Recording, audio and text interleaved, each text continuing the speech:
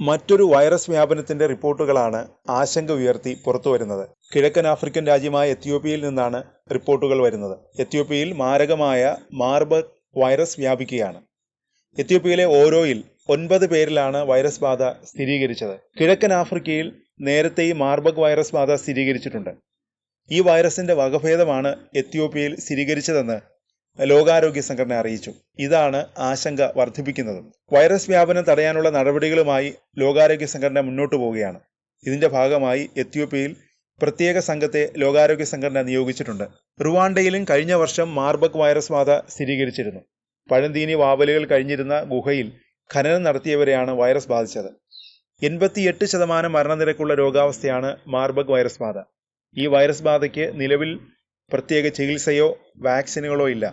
കടുത്ത പനി, തലവേദന, പേശീവേദന എന്നിവയാണ് പ്രാഥമിക രോഗലക്ഷണങ്ങൾ. രോഗം മൂർച്ഛിക്കുമ്പോൾ വയറിളക്കം, ഛർദി, രക്തസ്രാവം എന്നിവയുണ്ടായി രോഗിയുടെ ആരോഗ്യനില വഷളാകും. 1967 ജർമ്മനിയിലെ മാർബർഗ്, ഫ്രാങ്ക്ഫർട്ട് എന്നിവിടങ്ങളിലാണ് ഈ വൈറസ് ബാധ ആദ്യമായി റിപ്പോർട്ട് ചെയ്തത്. മാർബർഗ് വൈറസ് എന്ന് പേര് വരാൻ കാരണം ഇതാണ്. മാർബർഗ് വൈറസ് എബോളയ്ക്ക് സമാനമാണ്. വവ്വാലുകളിൽ നിന്നാണ് മനുഷ്യരിലേക്ക് പടരുന്നത്. രോഗബാധിതരുമായി ഇടപഴകുന്നതിലൂടെയും ശരീരസ്രവങ്ങളിലൂടെയും മനുഷ്യരിൽ നിന്ന് മനുഷ്യരിലേക്ക് വൈറസ് പടരും. രോഗാണുക്കളുള്ള പ്രതലങ്ങളിൽ സ്പർശിക്കുന്നതിലൂടെയും രോഗപകർച്ചയുണ്ടാകാം. വൈറസ് ഉള്ളിലെത്തി 2 മുതൽ 21 ദിവസത്തിനുള്ളിൽ ലക്ഷണങ്ങൾ പ്രത്യക്ഷപ്പെടും. ലക്ഷണങ്ങൾ ആരംഭിച്ച് 8 മുതൽ 9 ദിവസത്തിനുള്ളിൽ രോഗിയുടെ നില വഷളായി മരണത്തിലേക്ക് നയിക്കാൻ ശേഷിയുള്ള മാരക വൈറസാണ് മാർബർഗ്. മനുഷ്യരിൽ നിന്ന് മനുഷ്യരിലേക്ക് രക്തം, ശരീരസ്രവങ്ങൾ, അവയവങ്ങൾ, മുറിവുകൾ എന്നിവ വഴി വൈറസ് പകരാം.